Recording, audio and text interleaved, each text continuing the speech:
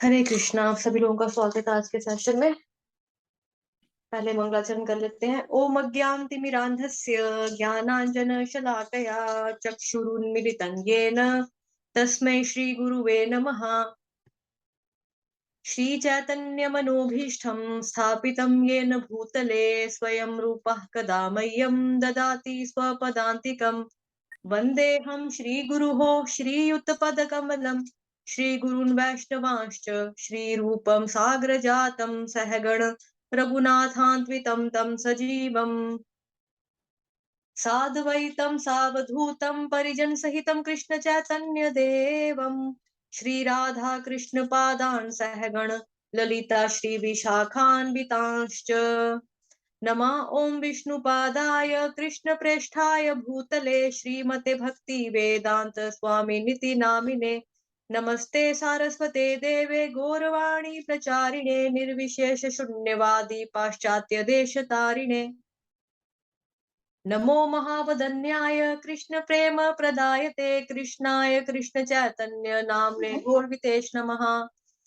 हे कृष्ण करुणा सिंधो दीनबंधो जगतपते गोपेश गोपिका कांत राधा कांत नमोस्तुते तप्त कांचन गौरांगी श्री राधे वृंदावनेश्वरी वृषभानुसुते देवी प्रणमामि हरिप्रिये वाञ्छाकलतृभ्यश्च कृपा सिन्धुभ्येव च पतितानां पावनेभ्यो वैष्णवेभ्यो नमो नमः। जय श्री कृष्ण चैतन्य प्रभु नित्यानंद श्री अद्वैत गदाधर श्रीवासादि गौर भक्त वृंद हरे कृष्णा कृष्ण कृष्ण हरे हरे हरे राम राम राम हरे हरे हरे कृष्णा कृष्ण कृष्ण हरे हरे हरे राम राम राम हरे हरे हरे कृष्णा कृष्ण कृष्ण हरे हरे हरे राम राम राम हरे हरे हरे कृष्णा कृष्ण कृष्ण हरे हरे हरे राम राम राम हरे हरे हरे कृष्णा कृष्ण कृष्ण हरे हरे हरे राम राम राम हरे हरे। आप सभी लोगों का स्वागत है पुनः आज के शाम के सेशन में। उसमें हम दामोदर अष्टकम के बारे में चर्चा कर रहे हैं, पढ़ रहे हैं। तो कल हमने थोड़ा देखा था, थोड़ा सा उसका रिवीजन कर लेते हैं एक बार। कल हमने श्लोक संख्या 7वीं जो थी वो पढ़ी थी।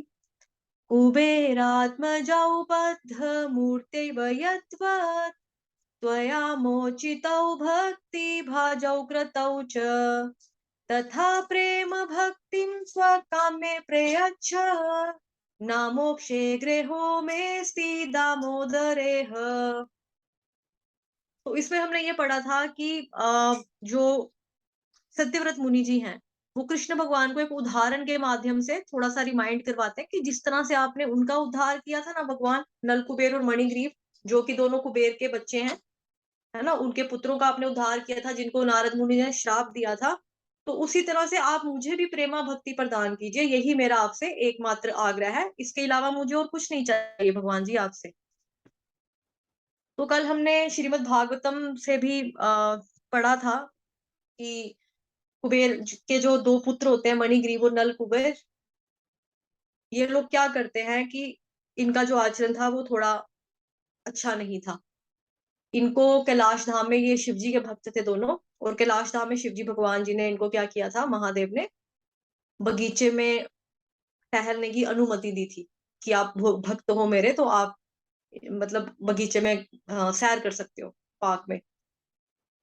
लेकिन इन लोगों ने क्या किया कि कैलाश धाम जैसे पवित्र स्थल के ऊपर जहाँ पे मंदाकिनी नदी बहती थी उसके तट पर बैठकर इन लोगों ने क्या किया, इन दोनों भाइयों ने शराब पी, मदिरा पान किया और हमेशा नशे में धुत रहते थे। आंखें हमेशा इनकी लाल लाल लाल रहती थी नशे से। और उसके बाद इन्होंने क्या किया कि स्त्रियों के साथ संबंध बनाया और एक माता जन के साथ संबंध नहीं बनाया, और डिफरेंट डिफरेंट अलग अलग लेडीज के साथ इन लोगों ने फिजिकल रिलेशंस जो थे वो रखे, जिसका परिणाम स्वरूप क्या होता है कि नारद मुनि वहां से गुजरते हैं। तो जो माता जन होती हैं, इन्होंने कभी कथा का श्रवण किया होता है तो इनको शर्म फील होती है, हेजिटेशन होती है इनको। तो ये लोग क्या करते हैं, ये लोग छिप जाते हैं या फिर अपने पार्ट्स को अपने कपड़ों से वस्त्रों से ढकने की ट्राई करते हैं, छिपाने की कोशिश करते हैं। लेकिन ये जो नल और कुबेर के जो नल कुबेर मणिग्रीव होते हैं, जो कि कुबेर के बच्चे होते हैं, दोनों पुत्र होते हैं, ये लोग क्या करते हैं, बेशर्मों की तरह वहां पे ऐसे ही बैठे रहते हैं और इस निगाहों से ऐसे देखते हैं नारद मुनि को, जैसे एज इफ वो उनकी आंखें, उनकी निगाहें ये कह रही उनसे कि ये यहाँ पर क्या लेने के लिए आ गए हैं, इनका क्या मतलब था, क्या इनको रास्ता में एक यही रास्ता रह गया था इनके लिए जाने के लिए, और कोई मार्ग नहीं बचा था इनके लिए जाने के लिए। तो इस तरह से वो अपनी आंखों से देखते हैं नारद मुनि को। तो नारद मुनि जो है वो वैसे भगवान जी के भक्त हैं, बट उन्हें बहुत क्रोध आता है, उनके बर्ताव पे उन्हें क्रोध आता है। और क्रोध की वजह से वो क्या करते हैं, नारद मुनि के जो ये सॉरी जो नल कुबेर जो है मणिग्रीव, इन दोनों को नारद मुनि जी श्राप दे देते हैं। ठीक है, तो श्राप क्या देते हैं कि आप 100 वर्ष तक पेड़ की योनि में बैठ के ऐसे रहो। और जो 100 वर्ष थे वो भी कल हमने देखा था कि 100 वर्ष कौन से हैं, वो हायर प्लैनेट के अनुसार है, यानी कि 36,000 दिन होते हैं उसमें। ठीक है, तो फिर जो कृष्ण भगवान है वो क्या करते हैं कि वो क्रॉल करते करते जाते हैं उस साइड पे। अभी यहाँ पे एक बात ये भी आती है कि भगवान ने क्यों उन्हें छुड़ाया, कि मतलब जैसे भगवान को मैया यशोदा ने बांधा हुआ है उखल के साथ, तो जो बंदा खुद दुखी होता है ना, वो दूसरे के दुख को समझ सकता है कि हाय ये कितने कष्ट में है, मेरा तो देखो मतलब इतना दुख लग रहा है, मेरे को मैया ने बांध दिया पिछले कुछ आधे पौने घंटे में, मुझे बुरा लग रहा है इतना। ये लोग बेचारे कितने ऐसे बेचारे 100 सालों से ये ऐसे ही यहाँ पे पेड़ बन के बैठे हुए हैं। तो भगवान ने थोड़ा दया भी दिखाई उनपे। ठीक, तो भगवान क्या करते हैं, उनका उद्धार करते हैं, वहां से जाते हैं। और नल कुबेर जो है, इस फोटो में आप देख सकते हैं थोड़ा सा इस तरह से ऐसे जाकर जब उद्धार करते हैं तो पेड़ों में से ये निकलते हैं नल और नल कुबेर मणिग्रीव। ठीक, तो यहाँ पे बताया कि नारद मुनि के श्राप के कारण, हमें लगता है कि नारद मुनि का श्राप था, बट बेसिकली वो उनका उद्धार करने का एक था, तरीका था। कि भगवान नारद मतलब नारद मुनि ने भले ही उनको श्राप दिया भगवान का भक्त होने की थे वो, कि आपने ये गलत किया तो आप ऐसे पेड़ की योनि में चले जाओ, तो या पेड़ बन के रहो, या पेड़ में मूर्ति बन के रहो, कुछ ऐसा। लेकिन फिर क्या होता है कि उनका उद्धार करते हैं तो फिर वो दोनों अपने स्वरूप में आ जाते हैं। और श्री चैतन्य चरितामृत मध्य लीला श्लोक संख्या 22.54 जो है, वहां पे हमें मिलता है, ये बहुत फेमस श्लोक है। आप लोगों ने सबने इसका एक बारी तो आई थिंक जरूर इसका श्रवण किया होगा, अब दोबारा पढ़ते हैं। साधु संग सर्व शास्त्र काय, लव मात्र साधु संग सर्व सिद्धि होए। सारे शास्त्रों का निर्णय है कि शुद्ध भक्त के साथ क्षण भर की संगति से ही मनुष्य सारी सफलता प्राप्त कर सकता है। कृष्ण भक्ति का मूल कारण महान भक्तों की संगति है। तो जैसा कि हमने अभी यहाँ पे देखा कि नारद मुनि का एक पल भर का साथ मिला, किनको मिला, कुबेर के पुत्रों को, नल कुबेर और मणिग्रीव को एक क्षण भर का साथ मिला, जिसमें कि नारद मुनि ने हालांकि उनको आज दो श्राप दिया, बट स्टिल इससे क्या हो गया, उनको भगवान जी के दर्शन होते हैं, भगवान जी उनका उद्धार करते हैं और भगवान उनको वैकुंठ धाम ले जाते हैं। तो फिर उनके लिए तो ये बहुत बड़ी चीज होगी ना, कृपा होगी नारद मुनि की। तो नारद मुनि क्या है यहाँ पे, साधु। साधु संग सर्व शास्त्र का है, सभी शास्त्रों का जो सार है, जो कथन है, वो यही है कि अगर आपने लव मात्र मतलब नैनो सेकंड, मतलब सेकंड सेकंड सेकंड से भी छोटा छोटा छोटा छोटा छोटा छोटा करते करते जो बिल्कुल नैनो सेकंड होगा, उसमें क्या है कि उतना सा भी अगर किसी को साथ मिल जाता है साधु का, तो उसमें क्या होता है, सर्व सिद्धि होए, तो मनुष्य सारी सफलता प्राप्त कर सकता है। कृष्ण भक्ति का मूल कारण महान भक्तों की संगति है। तो इस्कॉन में भी जो एबीसीडी है, A stand for association of devotees, यानी कि भक्तों का संघ, है ना, भक्तों का संघ। B for book reading, C for chanting, D for diet यानी कि प्रसादम। तो इस तरह से पूरी एबीसी जेड तक है हमारे पास, जो कि प्रभुपाद जी ने हमें दिया हुआ है पूरा। तो लव मात्र अगर आप साधु का संग करोगे, किसी भक्त का साथ करोगे, तो आपके लिए क्या होगा, बहुत अच्छी चीज है वो, मतलब हमें उसमें फायदा ही फायदा है, बेनिफिट ही बेनिफिट है।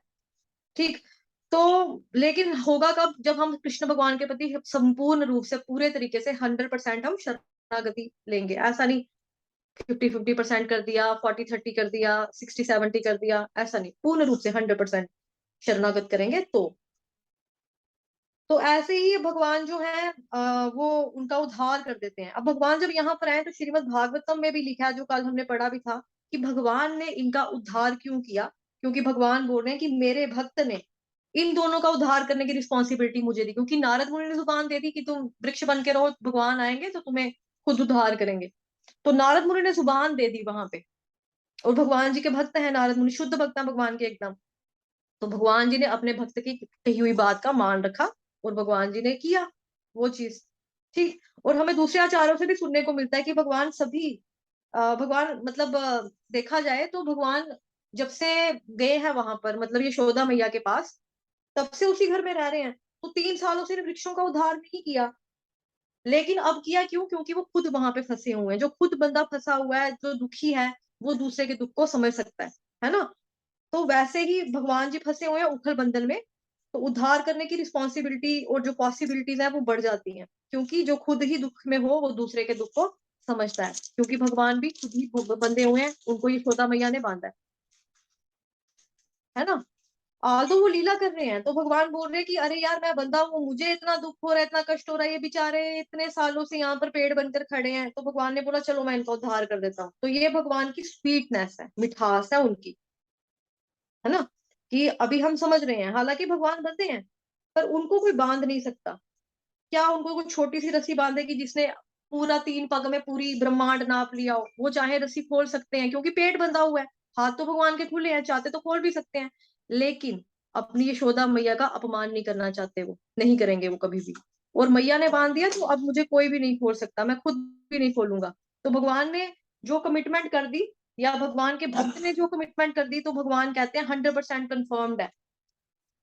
भगवान अपना वादा कभी भी नहीं तोड़ते, शायद तोड़ भी दें लेकिन भक्त का वादा नहीं तोड़ते, अपना अपनी तरफ से फिर भी चलो कर भी दें, लेकिन भगवान के जो भक्त हैं यानी कि नारद मुनि जी, उन्होंने उन्होंने बोला है कि नहीं भाई, आपको उद्धार करने आएंगे भगवान, तो भगवान आते हैं। तो श्रीमद् भगवत गीता में भी अर्जुन को बोलते हैं भगवान कि तुम बोलो कि जो मेरी शरण लेता है उसका उद्धार कंफर्म्ड है, क्योंकि मैं अगर बोलूंगा तो लोग बोलेंगे ये तो ऐसे ही है, चोर है, झूठा है, कभी रण रण छोड़ा है, कभी रणभूमि को छोड़ के चला जाता है, कभी माखन की चोरी करता है, कभी वस्त्र चोरी करता है। तो तुम बोलो, क्योंकि तुमको सब जानते हैं, और सब ये चीज भी जानते हैं कि मैं जैसा भी हूँ, लेकिन मैं अपने भक्तों के लिए पूर्ण रूप से सहायता करता ही करता हूँ, अगर भक्त पूर्ण रूप से शरणागत होता है। रिपीट, यहाँ पर दोबारा इंपॉर्टेंट बात यही है कि अगर भक्त जो है 100% शरणागति लेगा भगवान की, तो मैं प्रेम से वशीभूत होकर उसके प्रति खुद को समर्पण कर देता हूँ। ठीक है। तो ऐसा ही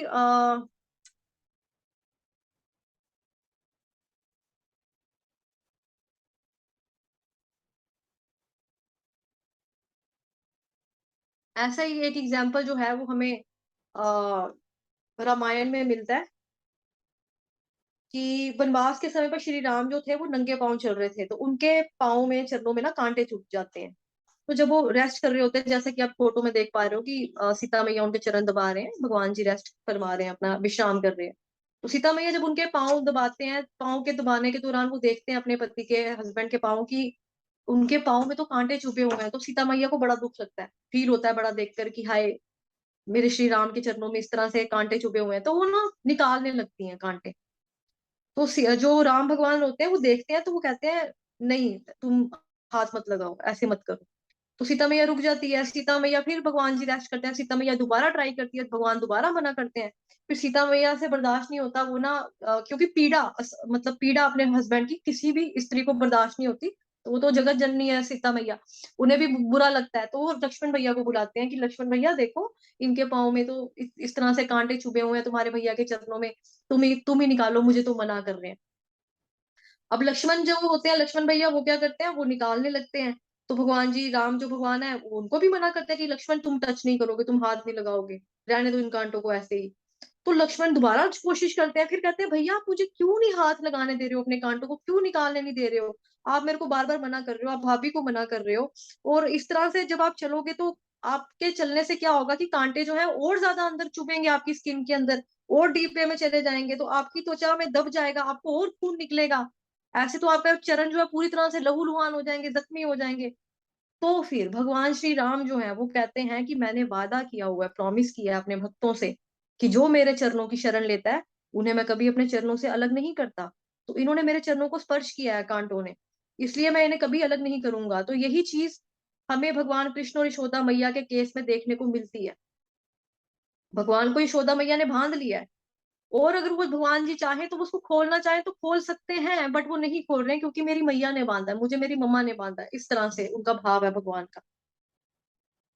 हालांकि हाथ खुले हैं, पेट ही बंधा हुआ है, बच्चा चाहे तो खोल भी सकते हैं, वो भगवान इतने छोटे भी नहीं है, क्योंकि हमने पहले श्लोक में देखा कि वो हिल डुल रहे हैं, लसत कुंडलम गोकुले, है ना, हमने पूरा देखा अभी तक। तो लेकिन भगवान नहीं कर रहे हैं क्योंकि मैया का अपमान नहीं करना चाहते, प्लस वो अपनी स्वीटनेस दिखा रहे हैं। अभी वो नल कुबेर और मणिग्रीव को खोल रहे हैं और उनका उद्धार कर रहे हैं। और किससे कर रहे हैं? उखल से कर रहे हैं, जैसे कि आप यहाँ पे देख सकते हैं, उखल बंधन से टकराते हैं वहां पेड़ों से जाकर, तो वो दोनों निकल आते हैं बाहर। बताओ इससे छुड़ाना पॉसिबल है क्या? दो वृक्ष जो अगर ह्यूमन कैलकुलेशन के अनुसार लगभग 21,00,000 मतलब लगभग कुछ इतने ही दिनों से जो खड़े हैं, या 2,16,000 के करीब करीब इतने टाइम से वो खड़े हैं, तो इतने सालों से खड़े हैं, वो तूफानों से नहीं हिला, तेज बारिशें वहां पर आई हैं उससे उनको कुछ नहीं हुआ, पेड़ टूटे नहीं है, झड़े नहीं है, कुछ नहीं हुआ, लेकिन छोटे से ऊपर से टूट गए, क्योंकि भगवान की कृपा है, इसलिए टूट गए।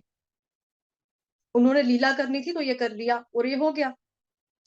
अभी सत्यव्रत मुनि बोल रहे हैं कि कथा चल रही है, लीला चल रही है भगवान की, उन्होंने उथल से उद्धार किया, बट मेजर रीजन ये है कि भगवान आपके दृष्टिपात से ऐसा संभव हो पाया, क्योंकि आपने नजर डाली, आपने दृष्टि डाली, तो ये चीज थी, उनका उद्धार जो था वो हो गया, अदरवाइज वो पॉसिबल नहीं था। तो भगवान की दृष्टि जो है, भगवान जी का देखना बहुत विशेष है, उनकी दृष्टि पड़ी तो हमारा उद्धार हो गया। इवन भगवान को छोड़िए, अभी तक जो कुछ भी बताया कुछ देर के लिए भूल जाइए, तो अगर केवल भगवान के भक्त की दृष्टि भी पड़ जाए तो लाइफ सफल हो जाएगी, मिशन सक्सेसफुल हो जाएगा।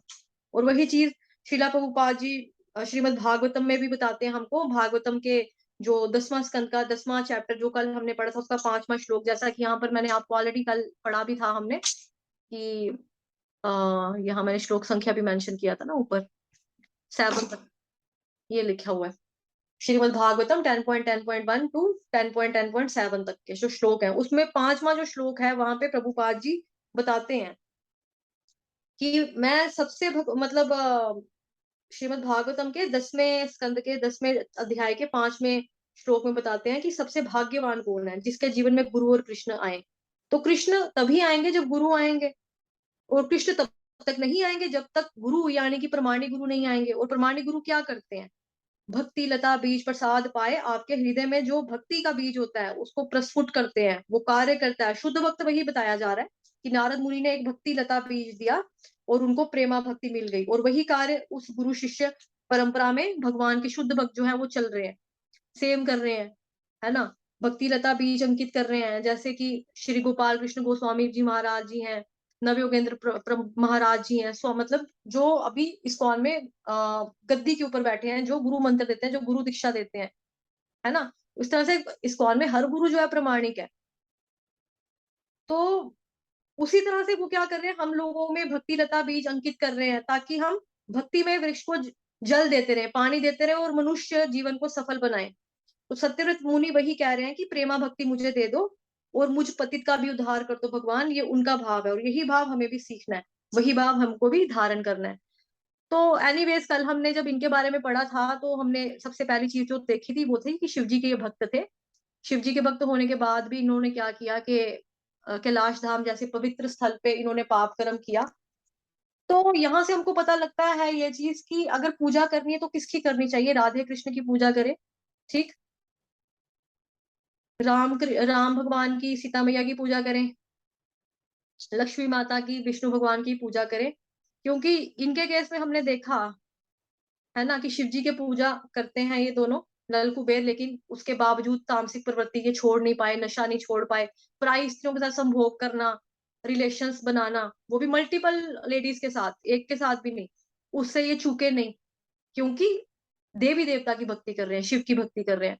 सेम अगर हम देखते हैं कि रावण जो है, रावण ने 10 बार ही अपना शिव जी को सिर जो था वो चढ़ा दिया, बार बार काट के वो शिव जी को अपना सर चढ़ाता था। कितनी बार चढ़ाया रावण ने पूरी लाइफ में अभी तक? 10 बार उसने चढ़ा दिया, ठीक। और भगवान ये शिव जी का रावण जो है अनन्य भक्त था, मतलब उसकी बहुत अगाध श्रद्धा थी, लेकिन उसके बाद देखो उसने काम क्या किया, राम भगवान की जो सीता मैया वो उठाकर ले गया, है ना। प्रवृत्ति देखो आसुरी थी ना। शिव जी का भक्त हो, वो भी शिव जी का भक्त था, उसके बाद अगर हम देखते हैं हिरण्यकश्यप, उसने 36,500 वर्ष तक ब्रह्मा जी की तपस्या की। ब्रह्मा जी प्रकट होते हैं, ब्रह्मा जी उसको वरदान देते हैं, लेकिन फिर उसने बाद में क्या किया, बाद में क्या कैसे मरता है वो, है ना, भगवान जी से ही। फिर कंस जो है, दुर्गा माता का भक्त था, बहुत बहुत सेवा पूजा पाठ माता का उसने करना, माता रानी का। लेकिन प्रवृत्ति देखो क्या थी, अपनी खुद की बहन को, जीजा को कैद करके रखा है, उसके बच्चों को मार रहा है। कृष्ण भगवान को कभी पूतना के द्वारा दूध पिलाने जा रहा है जहरीला, कभी हमेशा यही सोचता है कि कृष्ण को कैसे मारूं, कैसे वध करूं, कैसे वध करूं। तो ये लोग जो है देवी देवताओं की पूजा करने वाले लोग हैं। तो हमें किसकी पूजा करनी चाहिए, हमको सोचना चाहिए कि हमको कृष्ण भगवान की पूजा करनी है। अगर हम भगवान कृष्ण को अपना दिल देंगे, तो क्या लिखा है यहाँ पे, definitely my dear your love is so precious to me. तो भगवान क्या बोल रहे हैं यहाँ पे कि मेरे तुम्हारा जो प्रेम है मेरे लिए बहुत अनमोल है, मेरे लिए बहुत अनमोल है। ठीक। और जो हमने अभी देखा कि लव मात्र साधु संग, उससे क्या होता है। तो नारद मुनि जो है वो मिलते हैं ऋषि वाल्मीकि को। ऋषि वाल्मीकि जो है पहले डाकू के रूप में आते हैं, लुटेरे थे, ठीक है।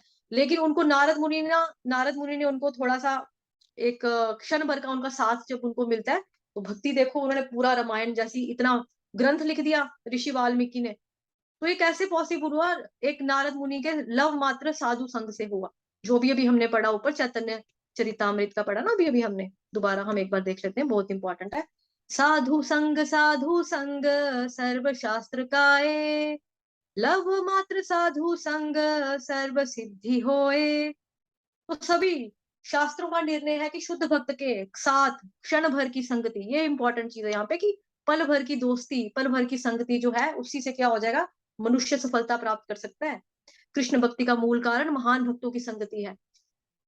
तो नारद मुनि ने देखा, तो मतलब कि नल कुबेर का भी उद्धार किया यहाँ पे। जो हमने एग्जाम्पल और लिया रामायण का, ऋषि वाल्मीकि, उनका भी उद्धार कर दिया, है ना। तो इसी तरह से एक बार क्या होता है कि कोई पूछता है एक बार तुलसीदास जी को, जो कि राम भगवान के भक्त थे। हमने हिंदी में सबने पढ़ा है अपने समय पे तुलसीदास, सूरदास, कबीरदास के बारे में। तो तुलसीदास जो थे वो राम भगवान के थे। तो तुलसीदास को एक बार किसी ने पूछ लिया कि तुलसीदास जी, कई बार क्या होता है कि हम भगवान का नाम तो लेते हैं, हाथ में माला तो कर रहे होते हैं, लेकिन ना मन नहीं लगता।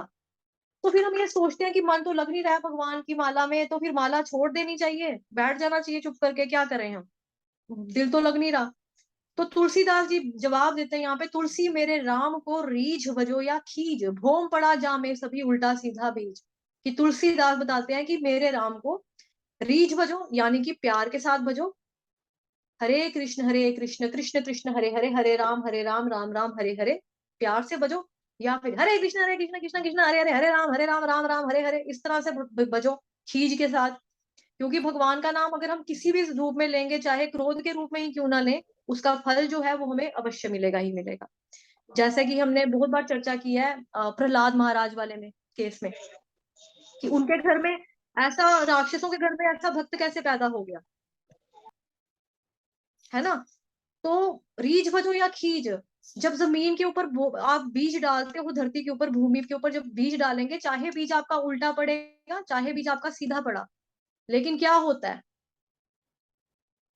उल्टा सीधा बीज पड़ेगा, वो कभी ना कभी फसल का रूप ग्रहण कर लेगा। जो भी चीज आपने उगाई होगी वो उगेगा ही उगेगा, है ना। तो बीज डालने से खेती होगी होगी। तो उसी तरह से भगवान का नाम आप प्रेम से लो या जिस तरह से लो, भगवान का नाम का उसका फल जो है वो मिलेगा ही मिलेगा। एक और स्टोरी मेरे को इसमें याद आती है। एक बार ये इसी तरह से डाकू था, तो उसको एक साधु बोलते हैं कि तूने बड़ी चोरियां की हैं, बड़े डाके डाले हैं, ये मर्डर वर्डर किया है, तू भगवान का नाम क्यों नहीं लेता। कहता मेरे से निकलता ही नहीं है, मैं क्या करूं, क्या नाम है भगवान का, भगवान का नाम कैसे लेते हैं, कौन है भगवान। कहते चल तुझे सबसे आसान नाम दूंगा, 2 अक्षर का, तूने बस राम राम राम राम यही बोलते रहना है। अब वो जो चोर था ना, वो उसका इतना ज्यादा उसके अंदर नेगेटिविटी थी कि मतलब उसने जब भी राम कहना ना, उसके मुंह से निकला मरा मरा मरा मरा। तो उसने कहना मैं राम राम भी बोलता हूँ ना साधु जी या प्रभु जी, मेरे मुंह से तो ना मरा मरा मरा मरा मरा निकलता है। वो कहते कोई बात नहीं, तुम मरा मरा ही बोल। वो मरा मरा बोलने से ही तर गया। क्योंकि देखो, मरा मरा मरा मरा मरा मरा मरा राम राम राम राम राम राम राम आ गया बीच में। मरा मरा करते करते भी राम राम राम राम राम राम मुंह से निकलता है। मरा मरा मरा मरा राम राम राम राम राम राम राम राम राम राम निकल आता है। तो जिस तरह से भी हम भगवान का नाम लेंगे उसका फल मिलता ही मिलता है, हमें ऐसा नहीं सोचना चाहिए।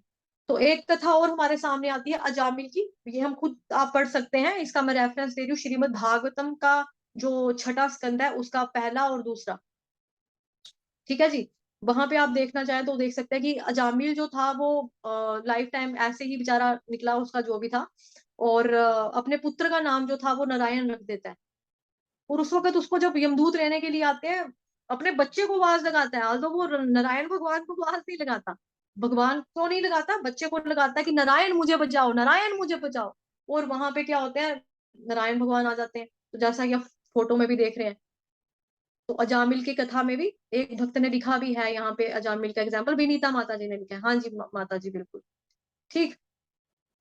तो यहाँ पर हमारे पास अपने आचार्यों का एक और एग्जाम्पल आता है इस्कॉन का, शीला हरिदास ठाकुर जी जो रोज 192 राउंड करते थे हरे कृष्ण महामंत्र के। उनके पास एक वैश्य आ जाती है कि मैं इनका मतलब मैं इनका बन के जैसे तपस्या बन करते हैं, तो मैं इस तरह से करूंगी इनको, ठीक। तो वो क्या करते हैं, वो कहते हैं कि मैं आपसे मिलने आई हूँ, मैं आपसे मुझे आपसे बात करनी है। कहते हैं आप मेरी माला का जाप पूरा होने तो फिर मैं आपसे बात करता हूँ। ठीक है, कब तक खत्म होएगी, बस मैं कर रहा हूँ। तो शीला हरिदास ठाकुर जो थे वो माला अपनी कर रहे हैं। अभी जो भक्त 192 माला करेंगे उनके पास अपने लिए तो मुश्किल से मतलब जो अपनी पर्सनल जो चीजें होती है उसके लिए समय रहता है, छोटा मोटा खाना खाना बनाना नहाना धोना, उसी के लिए टाइम रहता है, अदरवाइज इतना समय नहीं होता है ना। तो वो हरे कृष्ण महामंत्र जाप करते रहे करते रहे करते रहे। अगले दिन जब वो उठी है वैश्या, वो भी हरे कृष्ण कृष्ण कृष्ण हरे हरे हरे राम राम राम हरे हरे। तो ये एक भक्त की शुद्धता का एक उदाहरण है हमारे सामने, हमारे आचार्य गणों में से, कि वो भी देखो कि मतलब कि वो कौन सी सोच से आई होगी वो स्त्री उनके पास, लेकिन वो किस भाव से आई थी और किस क्या बनकर वो गई, वो भी भक्त बन के निकली, कि वो भी हरे कृष्ण महामंत्र का जाप करते करते निकल गई, है ना। सेम चीज हम देखते हैं हिरण्यकश्यपु और प्रहलाद के केस में। उनके केस में भी अगर हम देखें तो प्रहलाद महाराज जो हैं वो भक्त हैं भगवान के, और छोटे बच्चे हैं, भगवान नरसिंह भगवान उनके लिए आते हैं, खुद आते हैं, उनको उनकी रक्षा करते हैं, है ना। उनके उनका जो जिंदगी का जो माहौल था, बात उनका जो माहौल था वो टोटली कितना खराब था उनके घर का, नार की स्थिति थी कि राक्षसों के साथ में रहना, फ्रेंड्स है वो राक्षस है, टीचर पढ़ाने वाले हैं वो राक्षस है, पापा जो हैं खुद के वो राक्षस हैं जो कि भगवान का नाम बर्दाश्त नहीं करते भगवान का नाम लेना। तो हिरण्यकश्यपु और प्रहलाद के केस में भी हमें देखने को मिलता है यहाँ पर भी कि नरसिंह भगवान आते हैं और किस तरह से प्रहलाद महाराज को गोद में उठाते हैं, और उनका जो हिरण्यकश्यपु जो उनके पिता होते हैं उनको किस तरह से थाइस पे लिटाकर पूरा फाड़ कर उनका उद्धार करते हैं। और जब वो पूछते हैं कि प्रहलाद बच्चे तुझे कुछ चाहिए अपने लिए, वो कहते हैं मुझे कुछ नहीं चाहिए भगवान, आप हो सके तो मेरे पिताजी का उद्धार कर दो, उन्होंने जाने जाने में आपसे घृणा की है, नफरत की है।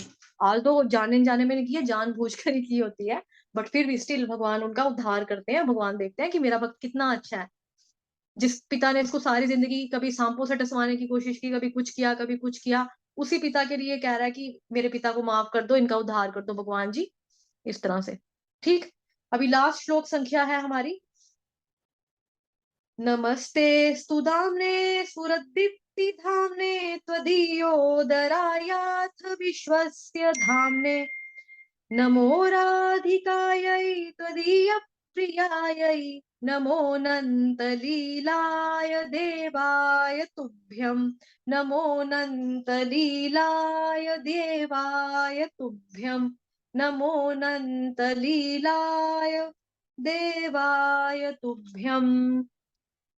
अनुवाद, हे दामोदर आपके उदर को बांधने वाली महान रज्जू, रज्जू मतलब रस्सी को प्रणाम है, निखिल ब्रह्म तेज के आश्चर्य और संपूर्ण ब्रह्मांड के आधार स्वरूप आपके उदर को नमस्कार है। आपकी प्रियतमा राधा रानी के चरणों में मेरा बारंबार प्रणाम है। और हे अनंत लीला विलास करने वाले भगवान, मैं आपको भी सैकड़ों बार प्रणाम अर्पित करता हूँ, ठीक।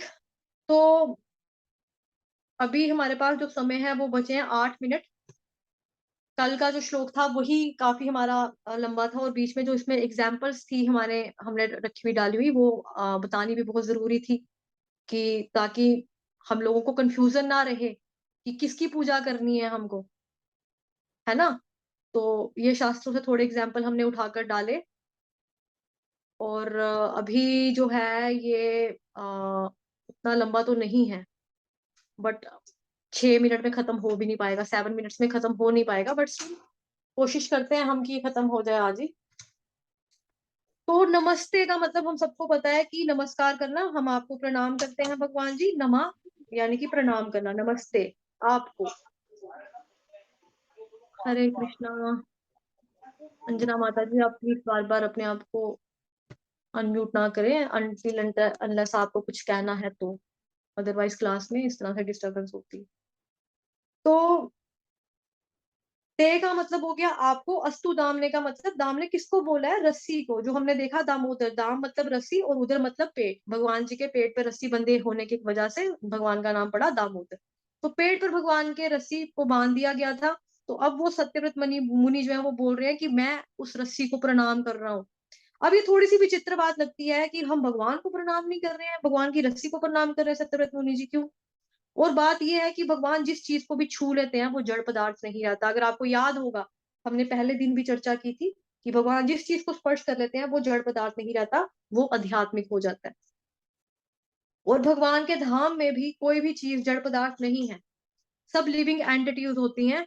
और वो सब अलग अलग रस में भगवान जी की सेवा कर रहे हैं। जैसे हमने स्टार्टिंग से देखा कि दूध है, रस्सी है, तो लीला में जो दूध उबला वो शांत रस में भगवान की सेवा कर रहा है। यशोदा मैया जो है वात्सल्य रस में है। और तभी हमने देखा कि इस लीला में स्पेशल बात यह है कि हर रस का स्वाद हमें देखने को मिलता है। तो यहाँ पर ये दाम यानी कि जो रस्सी है, दाम ने शब्द का उपयोग जो है वो किया गया है, ये आध्यात्मिक है। तो भगवान के द्वारा जो भी स्पर्श की हुई वस्तुएं होती हैं वो आध्यात्मिक हो जाती हैं। इसीलिए रस्सी को प्रणाम किया। तो सबसे पहले रस्सी को प्रणाम क्यों किया? तो दामने के साथ वर्ष में सूरत दीप्ति धाम ने, यानी चमकीली रस्सी रस्सी जो है वो आपके पेट पर भगवान जी बंधी हुई है, दीप्ति धाम ने, जो अत्यंत प्रकाशमान है, प्रकाशमायन है। ठीक है। त्वदीयोदराय, त्वदीय प्लस उदराय, त्वदीयो, त्वदीयोदरायाथ विश्वस्य धामने। तो दीय प्लस उदाराय, उदराय मतलब आपके पेट को, अथ विश्वस्य जो चर अचर जगतों का चलने वाले या ना चलने वाले धाम में आधार है। नमो नमस्कार हो उसको। तो दीय प्रियाय राधिकाय नमः, आपकी प्रिया श्रीमती राधिका रानी को नमस्कार हो। अनंत लीलाय, अनंत लीला करने वाले को। देवाय अलौकिक तुभ्यम, आपको नमस्कार हो। तो तदीयोदराय, तो भगवान के पेट को नमस्कार किया जा रहा है। तो यहाँ पर शीला सनातन गोस्वामी जी व्याख्या करते हुए बता रहे हैं कि जैसा कि हम सब जानते हैं कि भगवान पुरुष अवतार लेते हैं, इसी नाभि से संसार की क्रिएशन करते हैं, ब्रह्मा जी की उत्पत्ति करते हैं और उसी के द्वारा 14 लोगों का जो क्रिएशन होता है ना।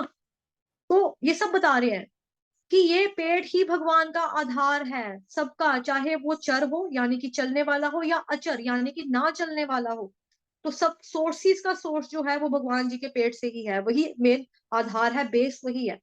ये एक व्याख्या है समझने के लिए कि भगवान के पेट ने पूरे संसार को, यानी कि जो कुछ भी हमें देखने को मिलता है वो सब उसमें समाया हुआ है। अब आप इमेजिन कर रहे होंगे कि भगवान तो यहाँ पर 3 साल के बेबी का, बालक का रोल प्ले कर रहे हैं, और उसमें पूरा संसार कैसे समाया है।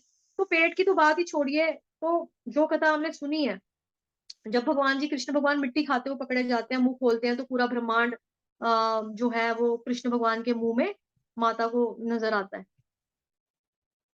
है ना। तो हम समझ सकते हैं कि भगवान जो हमें दिख रहे हैं वो उतने लिमिटेड नहीं है, भगवान एक्चुअली अनलिमिटेड है, तो उनकी कोई सीमा ही नहीं है, वो असीम है, असीमित है। वो चाहे तो जैसे अर्जुन को उन्होंने विराट रूप दिखाया, उस टाइम पूरा कृष्ण के रूप में भगवान कृष्ण अर्जुन के साथ थे उस युद्ध में।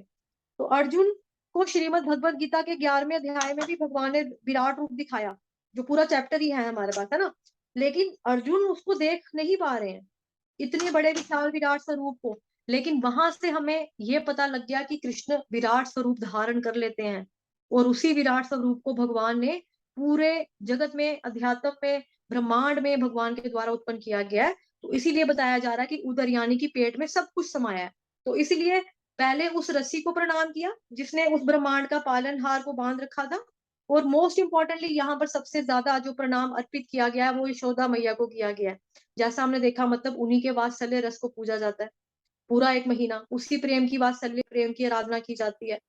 अब वो यशोदा मैया रस्सी से उस पेट को बांध रही हैं जिसमें पूरा ब्रह्मांड समाया हुआ है, यानी कि ब्रह्मांड पति को भी बांध लिया और इस वजह से पूरे विश्व की ही माँ हो गई। और ये भी एक अर्थ निकाला जा सकता है। तो ऐसा ही है, हमें कृष्ण को लिमिटेड विजन से नहीं देखना चाहिए। अगर हम भगवान के भक्त हैं और दास्य भाव में हमें खुद को इन्वॉल्व करना है, तो हमें समझना चाहिए कि कृष्ण ही सबका स्रोत है, वही सोर्स है।